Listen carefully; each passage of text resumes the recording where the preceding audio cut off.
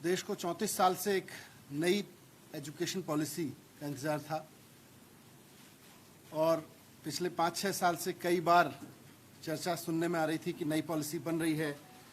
उसके कुछ drafts, rough drafts भी बीच में आए, फिर एक फाइनल ड्राफ्ट दिल्ली सरकार को भी मिला था, उस पर भी हमने अपनी टिप्पणियां दी थीं और उस सब के बाद एक पॉलिसी सामने आई है। मोटे तौर पर देखें तो ये 54 पेज की पॉलिसी है, नई एजुकेशन पॉलिसी। ये एक अच्छा प्रोग्रेसिव डॉक्यूमेंट है,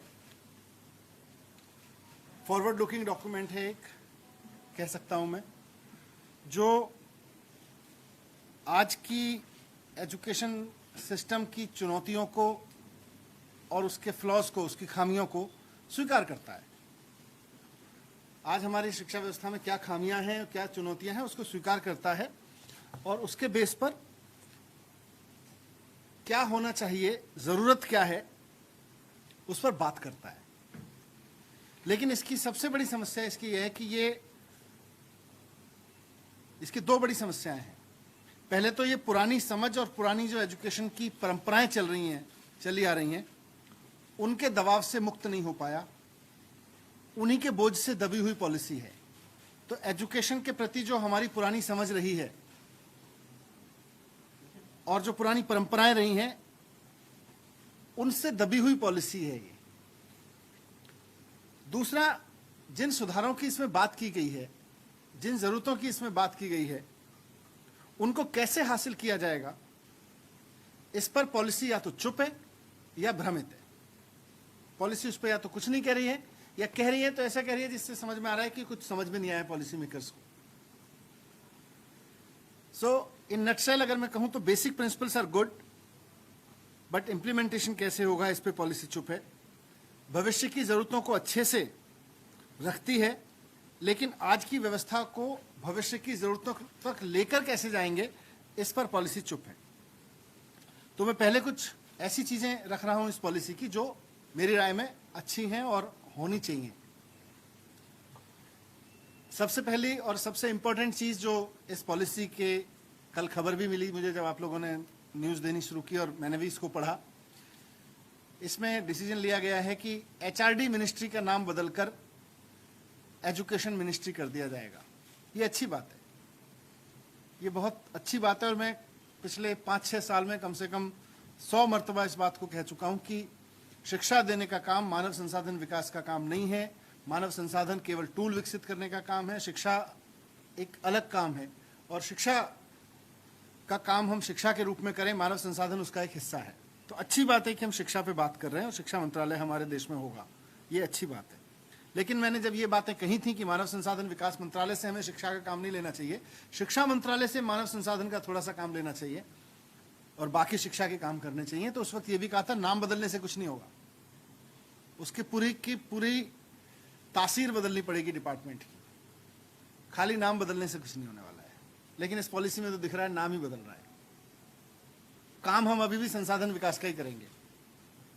पर फिर भी कुछ अच्छी चीज इसमें है, जैसे अर्ली चाइल्डहुड एजुकेशन को इसमें पहली बार मेन फ्रेम में लाने की बात कही गई है।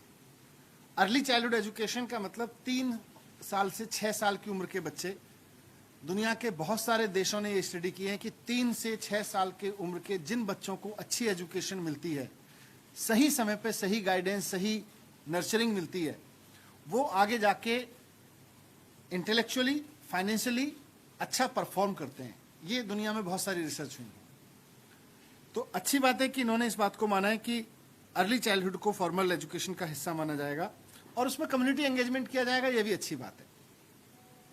दूसरी अच्छी बात इसमें यह है कि मिड डे मील के साथ साथ इसमें जिक्र किया गया है कि बच्चों को ब्रेकफास्ट भी दिया जाना चाहिए, अच्छी बात है। एक कोर्स, हर एक बच्चे को आगे एजुकेशन में कोर्स चॉइस के लिए ऑप्शंस खोले गए हैं। फिजिक्स के साथ साथ बच्चा म्यूजिक भी ले सकता है, फिजिकल एजुकेशन भी ले सकता है, म्यूजिक लेने वाला बच्चा मैथमेटिक्स ले सकता है, ये कोर्स ऑप्शंस खोले गए हैं, ये एक अच्छी प्रोग्रेसिव बात है। बीएड को, हाँ, फाउंडेशन ईयर में जो पढ़ाई है, मतलब नर्सरी, केजी, पहली, दूसरी, तीसरी तक के जो क्लास की पढ़ाई है, उसको फाउंडेशन ईयर बोलेंगे, ये मदर टंग में कराई जाएगी, ये भी अच्छी बात है। इससे बच्चे की जो वो उम्र है वो बौद्धिक विकास पे ज्यादा है, उसकी ऊर्जा खर्च होगी बच्चे की, और ये अच्छा प्रोग्रेसिव स्टेप होगा। बीएड को 4 साल का है किया जा रहा है, और जो और ग्रेजुएशन वाले बच्चे हैं उनको भी ऑप्शंस दिए जाएंगे 2 साल के 1 साल के बीएड करने के, वो भी अच्छी बात है। कुछ रेगुलेटरी एजेंसी राष्ट्रीय शिक्षा आयोग बनाने की बात की गई है। इस पर ये प्रयास अच्छे हैं, लेकिन इस पे इसके फॉर्मेशन पे कंसर्न्स है मेरे, जो मैं आगे रखूंगा। कुछ और अच्छी बातें की गई हैं कि इंक्लूसिव एजुकेशन लानी है, इजी टू अंडरस्टैंड परीक्षाएं होनी चाहिए, प्रैक्टिकल अप्रोच होनी चाहिए। ये सारी गुडी बातें हम एजुकेशन के बारे में पहले भी करते रहे हैं, कोई नई नहीं है, लेकिन एजुकेशन पॉलिसी में इनको लाना अच्छी बात है और इस पर फिर चर्चा हो सकती है। अब मैं एक एक करके इसके कुछ क्रिटिकल पॉइंट्स की ओर आपका ध्यान दिलाना चाहता हूं, जिसकी वजह से मैंने कहा कि इसमें 2 खामियां हैं। पहली खामी यह है कि ये अपने पुरानी समझ और पुरानी परंपराओं के बोझ से दबी हुई पॉलिसी है, उससे मुक्त नहीं हो पाई है। और दूसरा, जो भविष्य की जरूरतों की बात की करती है ये पॉलिसी, उन तक पहुंचाएगी कैसे शिक्षा व्यवस्था को, उसके बारे में गोलमोल है, चुप है या भ्रमित है। सबसे पहला पॉइंट है मेरा, मैं कहूंगा कि ये policy highly regulated poorly funded education model देती है। Highly regulated poorly funded. Highly regulated कैसे है? ये पॉलिसी कहती है कि साहब एक एजुकेशन डिपार्टमेंट होगा जो पॉलिसी मेकिंग का काम करेगा, दूसरा डायरेक्टरेट ऑफ एजुकेशन होगा जो सरकारी स्कूल की ऑपरेशंस देखेगा, तीसरा अलग से स्कूल की रेगुलेटरी अथॉरिटी होगी जो गवर्नमेंट स्कूल प्राइवेट स्कूल्स को रेगुलेट किया करेगी, चौथा शिक्षा आयोग होगा राज्यों का केंद्र का, उसका अपना एक अलग निदेशालय होगा, पांचवा एससीईआरटी अलग होगा, एससीईआरटी एनसीईआरटी होंगे, फिर शिक्षा का बोर्ड होगा। तो एजुकेशन डिपार्टमेंट अलग, डायरेक्टरेट ऑफ एजुकेशन अलग, रेगुलेटरी अथॉरिटी अलग, शिक्षा आयोग अलग। ये सारे ऐसा घचमच करेंगे, ये सारी एजेंसियां आपस में टकराती रहेंगी। एससीईआरटी का फिर भी काम अलग है, मैंडेट है।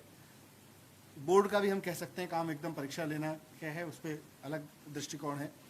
पर पॉलिसी मेकिंग, गवर्नमेंट स्कूल चलाना, रेगुलेटरी अथॉरिटी, फिर शिक्षा आयोग, सलाह देना, फिर और उसका भी अपना डायरेक्टरेट होगा फुल फ्लेजेड। ये सारी एजेंसियां आपस में टकराती रहेंगी, ये लड़ती रहेंगी, इनसे एजुकेशन क्या निकल के आएगी। इसीलिए मैंने कहा हाईली रेगुलेटेड है और पुअरली फंडेड कहा मैंने पहले पॉइंट में ही। शिक्षा नीति कहती है, राष्ट्रीय शिक्षा नीति जो पेश की गई है, कल अप्रूव की गई है, कि साहब 6% जीडीपी का हमें एजुकेशन बजट पे देना चाहिए। और ये बात आज नहीं की गई, 1966 से कोठारी कमीशन के समय से इस देश में ये बात की जाती रही है कि साहब 6% जो है जीडीपी का वो हमें एजुकेशन पे खर्च करना चाहिए। आज शिक्षा नीति फिर से वही बात दोहरा रही है। पर ये होगा कैसे? 1966 से लेके आज तक हम अपने शिक्षा बजट को जीडीपी के 6% के नजदीक नहीं ला पाए। अब कैसे ले आएंगे? इस पर एजुकेशन पॉलिसी कोई पॉलिसी नहीं बताती। तो 66 में भी वही बात कर रहे थे, 2020 में भी यही बात कर रहे हैं। पॉलिसी कहती है कि 10% एजुकेशन पे अभी खर्च हो रहा है, इसको हम 20% लेके जाएंगे अगले 10 साल में। कैसे लेके जाओगे भाई? केवल पॉलिसी बना के? अगर कानून नहीं बनाओगे तो कैसे लेके जाओगे? अगर इस बारे में रूल्स नहीं बनेंगे, कानून नहीं बनेंगे।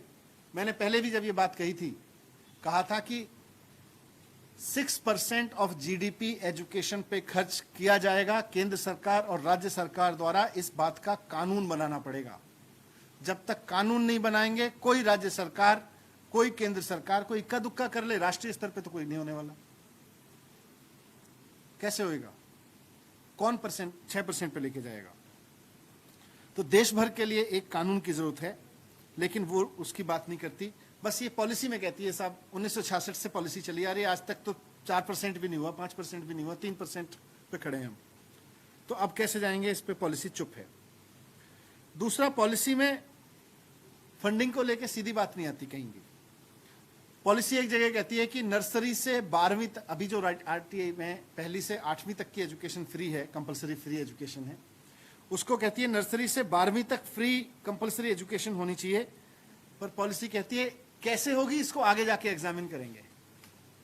अरे 34 साल बाद पॉलिसी लेके आए, 6 साल आपने पॉलिसी बनाने में लगा दिए, अभी भी आप लिख के दे रहे हो कि हम इसको एग्जामिन करेंगे, कैसे होगा? फिर कर क्या रहे थे 6 साल से? अगर आप यही नहीं बता पाए कि 6 साल बाद या 34 साल बाद सरकार मिला के, तो भारतीय जनता पार्टी की पूरी लीडरशिप कर क्या रही थी इस पे? तो ये एजुकेशन की एक बड़ी समस्या है, फंडिंग, और उस फंडिंग के बारे में कोई सॉल्यूशन ये पॉलिसी नहीं दे रही है। आज एजुकेशन फंडिंग की कमी का रोना रो रही है, तो ये एक बड़ा प्रॉब्लम है। इसलिए मैंने इसको कहा कि हाईली रेगुलेटेड, पुअरली फंडेड है। कई सारे आयोग, कमेटी, फलाना ढिमका, और उसके बाद में कुछ नहीं। अब कुछ और प्रस्ताव हैं, जैसे मैंने कहा अर्ली चाइल्डहुड केयर अच्छा है, 3 से 6 साल तक मेन फ्रेम में लाना, लेकिन इसमें भी प्रॉब्लम यह है कि ये 2 मॉडल दे रहा है जो अभी एग्जिस्टिंग है। एक मॉडल है आंगनवाड़ी का मॉडल, वहां भी अर्ली चाइल्डहुड केयर की जाएगी। दूसरा है प्री प्राइमरी का मॉडल, नर्सरी, केजी वगैरह स्कूल है। कहने को तो कहती है पॉलिसी की साहब समान एजुकेशन दी जाएगी, लेकिन मुझे ये बताइए कि एक बच्चा आंगनवाड़ी में जा रहा है और एक डीपीएस के प्री प्राइमरी में जा रहा है, दोनों को समान एजुकेशन कैसे मिल जाएगी? समान एजुकेशन मिल ही नहीं सकती। एक को आंगनवाड़ी वर्कर पढ़ा रही है, एक को बहुत क्वालिफाइड प्री क्वालिफाइड टीचर पढ़ा रही है, तो दोनों जाने वाले बच्चों को एक स्तर की एजुकेशन की बात तो कर रही है, पर मॉडल में ही फेल है। एक आंगनवाड़ी का मॉडल है, एक प्री प्राइमरी का मॉडल है, और इसमें टीचर्स की कमी को पॉलिसी कहती है साहब इसमें टीचर एंगेजमेंट जो है कम्युनिटी एंगेजमेंट पे कर लेंगे। तो आज सरकारी स्कूलों में, मैं दिल्ली की भी बात कर सकता हूं और देश भर में हम जानते हैं, सरकारी स्कूलों में पढ़ने वाले बच्चे जिस कम्युनिटी से आते हैं उसमें बहुत बड़े बच्चे, बहुत बड़ी संख्या में बच्चे फर्स्ट जनरेशन लर्नर हैं। जब फर्स्ट जनरेशन लर्नर्स हैं तो उस कम्युनिटी में ऐसे लोग कहाँ से आएंगे जो स्कूल में आके वॉलंटरी करके पढ़ा लेंगे? और गांव देहात में क्या होगा? वहां पे भी सरकारी स्कूलों में हम कह रहे हैं कम्युनिटी से लोग निकल के आके पढ़ाने लगेंगे। सारे स्कूलों में आप ले आओगे कम्युनिटी से लोग? तो चुप है इस पे। तो दूसरा ये। तीसरा और बहुत इंपॉर्टेंट चीज मैं कहना चाहता हूं कि क्वालिटी एजुकेशन देना हर बच्चे को सरकार की जिम्मेदारी है।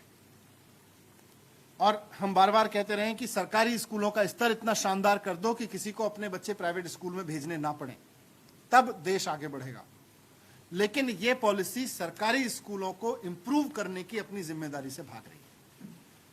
यह पॉलिसी इस पे कोई बात नहीं करती कि सरकारी स्कूल सिस्टम को देश में सुधारा जाएगा और इतना अच्छा किया जाएगा कि लोग प्राइवेट स्कूल पर डिपेंड ना करें, बल्कि इसके उलट यह पॉलिसी प्राइवेट स्कूल एजुकेशन को बढ़ावा दे रही है। इस पॉलिसी का एक कोट अनकोट मैं आपको पढ़ के सुनाना चाहता हूं, क्योंकि ये सबसे इंपॉर्टेंट एस्पेक्ट है। ये लिख रहा है कि private philanthropic efforts for quality education will be encouraged. ये फिलैंथ्रोपिक एजुकेशन आज सारे, कोई कंपनी नहीं चलाती हमारे देश में, इसको समझने की जरूरत है इस लाइन को। एजुकेशन को जो प्राइवेट स्कूल भी हैं वो ट्रस्ट के तहत चलते हैं, तो फिलैंथ्रोपिक एफर्ट्स ही हैं सारे। तो भाषा में एक फिलैंथ्रोपिक एफर्ट्स हैं। आगे वो कह रहा है कि private philanthropic efforts for quality education will be encouraged, thereby affirming the public good nature of education while protecting parents and communities from usurious commercial practice। मतलब कमर्शलाइजेशन नहीं होने देंगे। ये बात तो हम पहले से भी कह रहे हैं कि साहब ट्रस्ट स्कूल चलाया करेंगी प्राइवेट स्कूल, और जो प्राइवेट स्कूल होंगे वो ट्रस्ट चलाया करेंगे, नॉन प्रॉफिट एजेंसीज होंगी, वो प्रॉफिट नहीं कमा सकेंगे। उसके बावजूद एजुकेशन का कमर्शलाइजेशन इतना हो गया उसी फिलैंथ्रोपिक मोड में कि आज देश के सुप्रीम कोर्ट को भी कहना पड़ा कि ये टीचिंग शॉप्स बनते जा रहे हैं हमारे स्कूल्स। वैसे में अगर हम अपनी पॉलिसी में ये रखेंगे private philanthropic efforts for quality education will be encouraged, मतलब आप प्राइवेट स्कूल एजुकेशन को एनकरेज करने की पॉलिसी लेके आए हो 34 साल बाद, और एक ऐसे समय में जब लोगों के जॉब्स जा रहे हैं। सारी दुनिया में जो भी प्रोग्रेसिव कंट्रीज हैं उनके मॉडल हमारे सामने है कि वहां सारे के सारा स्कूल सिस्टम सरकारी स्कूल सिस्टम पे खड़ा हुआ है। कुछ लोग प्राइवेट स्कूलों में अपने बच्चे को भेजते हैं मनमर्जी से, लेकिन हर बच्चे को सरकारी स्कूलों में क्वालिटी एजुकेशन मिलती है। आप उस जिम्मेदारी से भाग के क्वालिटी एजुकेशन के लिए प्राइवेट स्कूल पे लोगों को छोड़ना चाहते हो। ये इस एजुकेशन पॉलिसी का मुझे लगता है सबसे बड़ा फ्लॉ है, जो इस पे इन्होंने काम नहीं किया। 5वां पॉइंट मेरा है कि ये कहते हैं कि बीएड हम 4 साल का करेंगे। अच्छी बात है, इसका मतलब यह है कि आप फ्यूचर टीचर्स को क्वालिटी पे लाना चाहते हो। हम भी इसकी वकालत करते रहे हैं। मैंने भी भारत सरकार के साथ एजुकेशन की मीटिंग्स में इसकी मांग की है कि भाई जब आप डॉक्टर बनाने के लिए 6 साल की पढ़ाई करते हो, इंजीनियर बनाने के लिए 4 साल की पढ़ाई करते हो, एक छोटा सा मोबाइल का सॉफ्टवेयर बनाने वाला आदमी आप इंश्योर करते हो कि वो 4 साल कम से कम पढ़ के आएगा तब मोबाइल का सॉफ्टवेयर बना पाएगा, आप इंश्योर करते हो। तो टीचिंग के लिए, टीचर बनाने के लिए आप 4 साल की पढ़ाई करो, ये हम भी मांग करते रहे हैं। लेकिन ये फ्यूचर टीचर के लिए प्रोग्राम है, इस पर ये पॉलिसी अच्छे प्रस्ताव देती है। लेकिन आज देश के 30 करोड़ बच्चे 80 लाख टीचर्स के जरिए पढ़ रहे हैं आज हमारे स्कूलों में। उन 80 लाख टीचर्स को इस पॉलिसी में अच्छी लिखी बातों, अच्छी विशफुल थिंकिंग्स को इंप्लीमेंट करने में कैसे लगाओगे, इस पॉलिसी में उसका कोई प्रोग्राम नहीं। 80 लाख टीचर्स आज आपकी इन पॉलिसी की अच्छी बातों को इंप्लीमेंट करने की जिम्मेदारी उनके सर पे है। और मैं इसलिए कह रहा हूं क्योंकि 2011 में, 2009 में हमारे देश में एक प्रयोग हुआ राइट टू एजुकेशन ला के। उसमें लिखा गया कि किसी भी बच्चे को फेल नहीं किया जाएगा और कंटिन्यूअस कॉम्प्रिहेंसिव इवैल्यूएशन किया जाएगा, यानी कि पढ़ाई के साथ साथ उसका इवैल्यूएशन होता रहेगा और फिर किसी बच्चे को फेल नहीं किया जाएगा। 2 इंपॉर्टेंट चीजें थी उसमें, बहुत प्रोग्रेसिव सोच के साथ की गई थी, लेकिन यही गलती वहां भी की गई थी। अच्छी चीजें सोची गई लेकिन टीचर्स की ट्रेनिंग पे काम नहीं किया गया, एग्जिस्टिंग टीचर्स की ट्रेनिंग पे काम नहीं किया गया, तो कोई कंप्रिहेंसिव इवैल्यूएशन नहीं हुआ, कंटिन्यूअस कॉम्प्रिहेंसिव इवैल्यूएशन नहीं हुआ और अंत में नो डिटेंशन पॉलिसी एक बहुत बड़ा विलेन बन गई। एक बहुत शानदार आइडिया एक बहुत बड़े विलेन के रूप में सामने आया, जिसको पूरे देश में माहौल बना कि इसको वापस लिया जाए। अगर आप 80 लाख टीचर्स के कंटिन्यूअस उनकी क्वालिटी एनहेंसमेंट पे, उनके ट्रेनिंग्स पर, उनके एक्सपोजर पर काम नहीं करोगे और इसमें लिखी हुई अच्छी चीजों को इंप्लीमेंट कराने में उनकी ट्रेनिंग की व्यवस्था नहीं करोगे, आप फ्यूचर टीचर तो 4 साल बाद आना शुरू होगा जब आप लागू करोगे, उसके बाद फिर धीरे धीरे उनकी संख्या बढ़ेगी। तब तक ये 80,000 टीचर्स आपकी इन चीजों को कैसे इंप्लीमेंट करेंगे, उसका खाका आपने नहीं बनाया। इसीलिए मैंने कहा कि या तो पॉलिसी चुप है या भ्रमित है।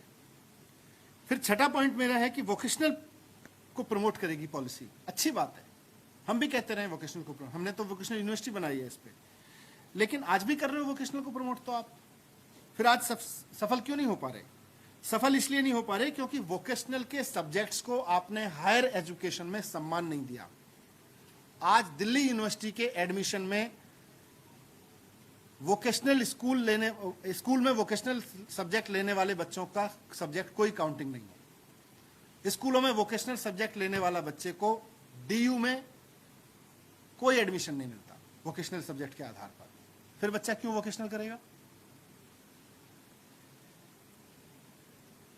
तो मतलब वोकेशनल एजुकेशन को सम्मानित कैसे बनाओगे, बच्चे का आगे का एडमिशन का चेन कैसे खुलेगा, इस बारे में पूरी की पूरी पॉलिसी एकदम साइलेंट है कि वोकेशनल की आगे एडमिशन की चेन कैसे खुलेगी, जो एडमिशन का बड़ा बैरियर है उसको कैसे, उस रोड ब्लॉक को कैसे दूर करेगी, उस पर पॉलिसी कोई बात नहीं कहती। 7वां पॉइंट है बोर्ड एग्जाम। पॉलिसी कहती है कि बोर्ड एग्जाम को इजी किया जाएगा और बच्चों को 2 बार ऑप्शन दिए जाएंगे। मुझे नहीं पता ये पॉलिसी मेकर्स को किसने समझाया कि बोर्ड एग्जाम को इजी करने की जरूरत है। एक्चुअली बोर्ड एग्जाम को वो इवेल्युएट करने की जरूरत है जो पढ़ाया जाना है। पेपर कड़ा होगा कि हल्का होगा, इस पे चर्चा पे आ गए, जबकि होना यह चाहिए था कि रटने की क्षमता की जगह समझने की क्षमता का मूल्यांकन करने की बात करते हैं। आज सारी की सारी परीक्षा प्रणाली रटने की क्षमता का मूल्यांकन करने पे लगी हुई है, बोर्ड भी उसी पे लगे हुए हैं। तो बोर्ड को रटने की क्षमता की जगह समझने की क्षमता का मूल्यांकन करने वाला बोर्ड कैसे बनाया जाएगा? अगर आप इस पे बात करते तो आप इजी और हार्ड का सवाल ही खत्म हो जाता। पर इसीलिए मैंने कहा था कि वो पुरानी परंपराओं और एजुकेशन की पुरानी समझ के बोझ से ग्रसित हो गई है पॉलिसी, क्योंकि पहले भी माना जाता था बोर्ड एग्जाम बहुत इंपॉर्टेंट है, साल के अंत में 3 घंटे का एक बोर्ड एग्जाम तय करेगा बच्चे ने कैसे पढ़ाई की। आज भी आप वही कह रहे हो, आप कह रहे हो उसको पेपर को थोड़ा इजी कर देंगे, बच्चा फेल हो गया दोबारा ऑप्शन दे देंगे।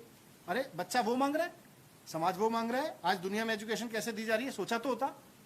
उस पर पॉलिसी पूरी तरह से फेल है, मैं गोल भी नहीं कहूंगा, फेल है। इजी करने का कोई मतलब नहीं है। दुनिया भर में आज कंटिन्यूस इवैल्यूएशन हो रहा है, बोर्ड एग्जाम का कोई मतलब नहीं रह गया, बोर्ड्स खत्म हो चुके हैं, लेकिन हम अभी भी बोर्ड एग्जाम पर अटके हुए हैं। ये एक बहुत बड़ा फ्लो है। 8वां पॉइंट मेरा यह है कि पॉलिसी कहती है नेशनल टेस्टिंग एजेंसी बनाई जाएगी, मतलब एनटीए। ये इसको ऐसे समझिए कि दूसरे देशों में एसएटी वगैरह एग्जाम होते हैं, सेट वगैरह के एग्जाम होते हैं। अच्छी बात है, नेशनल टेस्टिंग एजेंसी बनाओगे। अब एक बच्चा जो 12वीं करके आ रहा है, आप उसकी परीक्षा, वो कह रहे हैं फिर मल्टीपल एग्जाम नहीं होंगे, बहुत सारी यूनिवर्सिटीज के एंट्रेंस एग्जाम नहीं होंगे, अच्छी बात है। तो जब आप हायर एजुकेशन में एंट्रेंस के लिए नेशनल टेस्ट ले ही रहे हो, तो फिर बोर्ड किस लिए ले रहे हो? ये तो डुप्लीकेशन है। पर बोर्ड का एग्जाम किस लिए? बोर्ड का एग्जाम खत्म कर दो।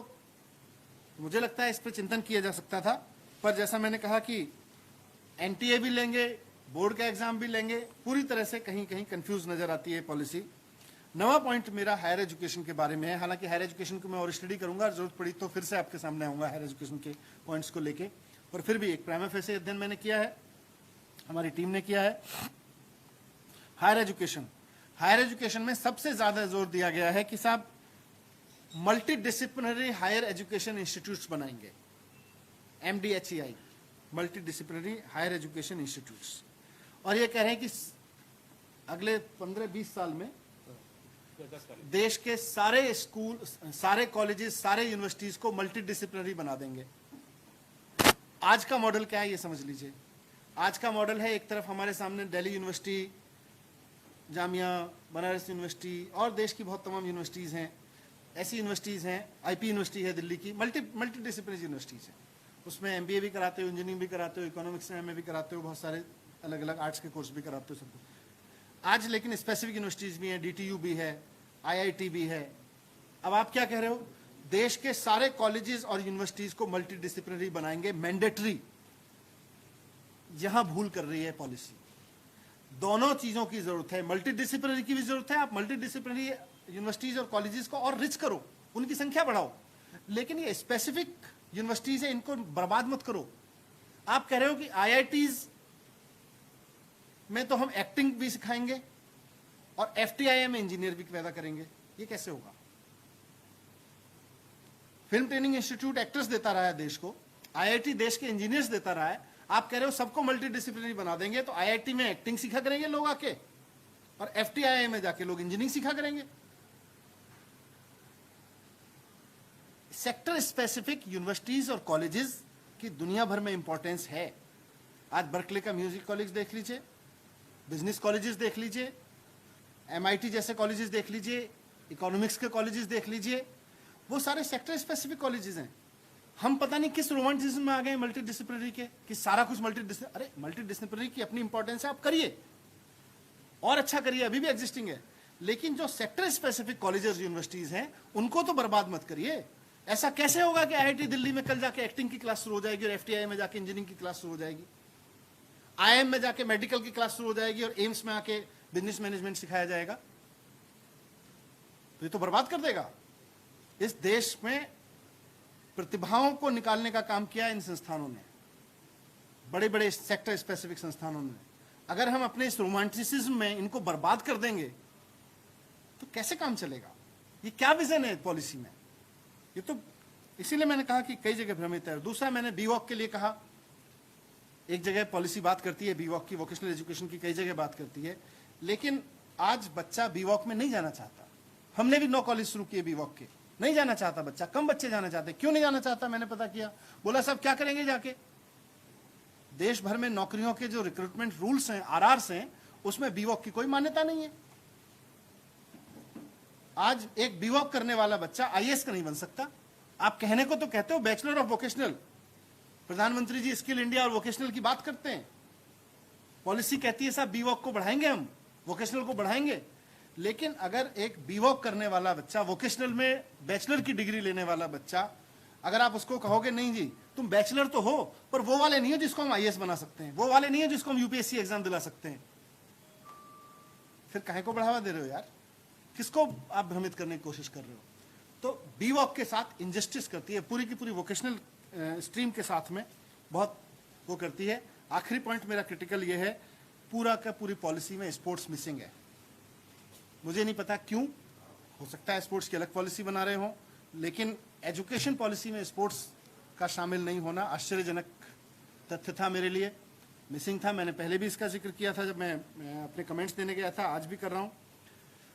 मैंने आपके सामने कुछ अच्छी चीजें रखी, 10-11 पॉइंट्स बहुत क्रिटिकल रखे इसको लेके, जिसकी वजह से मुझे लगता है ये पॉलिसी देश को कोई दशा और दिशा नहीं दे पाएगी, देश की दिशा एजुकेशन को और कंफ्यूज करेगी और कई जगह तो और डैमेज करेगी। करना क्या है, मैं सिर्फ क्रिटिकल पॉइंट नहीं लेकर आया, मैं 3 पॉइंट आपके सामने रख रहा हूं। पहला तो यह है कि अगर आप एजुकेशन को लेकर सीरियस हैं तो आप सबसे पहले फंडिंग को लेकर कानून बनाओ। बहुत हो गया 1966 से बात करते करते पॉलिसी में। अगर हमारे देश में फिस्कल डिफिसिट को लेकर कानून हो सकता है, अगर यह तय हो सकता है कि देश का राजकोषीय घाटा इससे कम नहीं होगा, तो फिर एजुकेशन बजट को लेकर भी कानून हो सकता है। अगर आप एजुकेशन की मतलब आप सरकार का घाटा कितना होगा इसको तय कर सकते हैं कानून बना के कि इससे नीचे का घाटा नहीं करने देंगे, तो आप एजुकेशन का बजट का कानून क्यों नहीं बना देते? इस पॉलिसी में लिखने से बजट नहीं आएगा। आपको बजट का कानून बनाना पड़ेगा कि केंद्र और राज्य सरकार सब की सब 6% ऑफ जीडीपी एजुकेशन बजट पे कम से कम खर्च करेंगी। ये मैंडेटरी होगा देश में। जब तक ये कानून नहीं बनाओगे, इस पॉलिसी में लिखी हुई बातें ख्याली पुलाव हैं। मिड डे मील के लिए पैसा कहां से लाओ? इतने सारे टीचर्स के लिए रिक्रूटमेंट कहां से करोगे? पैसा ही नहीं है आपके पास में। दूसरा, एग्जिस्टिंग जो टीचर्स हैं उनको नेशनल इंटरनेशनल लेवल की ट्रेनिंग दिलवाइए। जब तक आप अपनी 80 लाख टीचर्स को इग्नोर करते रहोगे, उसको इंजस्टिस करते रहोगे उसके साथ, उसको आप नए टीचर्स के लिए अच्छी ट्रेनिंग कराइए, अच्छे बीएड प्रोग्राम चलाइए, लेकिन एग्जिस्टिंग टीचर को दुनिया दिखाइए, उसको दुनिया का एजुकेशन सिस्टम दिखाइए, देश के अच्छे एजुकेशन सिस्टम दिखाइए, उस पर पैसा खर्च करिए, उसको प्रायोरिटी दीजिए। अच्छी चीजें और अच्छी चीजें दुनिया मतलब जो अच्छे एजुकेशन प्रैक्टिसेस दुनिया भर में हो रही हैं, उनको अगर आप समझना चाहते हैं तो अपने टीचर को भेजिए वहां। हमने दिल्ली में प्रयोग सफलतापूर्वक किया और चल रहा है, तो आप उसको पॉलिसी में प्रायोरिटी देनी पड़ेगी। और तीसरा और आखिरी पॉइंट जो मैं मेरे सजेशंस में है कि ये ओवर रेगुलेशन के मोह माया से बाहर निकलिए। हम ये कमीशन बना देंगे, ये डिपार्टमेंट बना देंगे, ये डायरेक्टरेट बना देंगे, वो कमेटी बना देंगे और फिर वो कमेटी बैठ के एग्जामिन करेगी, वो कमेटी बैठ के तय करती रहेगी, इससे नहीं चलेगा। टीचर्स को स्वायत्तता दो, स्कूल इंस्पेक्टर से और उनकी ट्रेनिंग इतनी बढ़िया कर दो कि उसको स्कूल इंस्पेक्टर की जरूरत ही ना पड़े, स्कूल इंस्पेक्शन सिस्टम खत्म कर दो। अच्छा होता कि आज हम जब 2020 में खड़े हैं, हम खड़े होकर कह रहे होते हमने अपनी एजुकेशन पॉलिसी में लिखा है कि सरकारी स्कूल सिस्टम बहुत बढ़िया चलाएंगे हम, और हम स्कूल इंस्पेक्टर सिस्टम खत्म कर देंगे, ट्रेनिंग सिस्टम इतना अच्छा कर देंगे, फंड इतना लेके आ जाएंगे। प्रोफेशनल्स को जगह दो एजुकेशन सिस्टम में और उनको पैरेलल सिस्टम्स में मत खड़ा करो, एक आयोग बन जाएगा, एक ये बन जाएगा। तो ये मतलब फंड्स सुनिश्चित करो, टीचर्स की शानदार ट्रेनिंग सुनिश्चित करो और ओवर रेगुलेशन खत्म करो। ये इस पॉलिसी में होने चाहिए थे, वो तीनों नहीं है। अभी भी वक्त है, मैं रिक्वेस्ट करूंगा केंद्र सरकार से भी और उनको लिखूंगा भी कि आप इसको ठीक कर लीजिए। ये अगले 20, 25, 30 साल के लिए पॉलिसी बन रही है, ऐसा मजाक मत करिए देश के साथ। Thank you.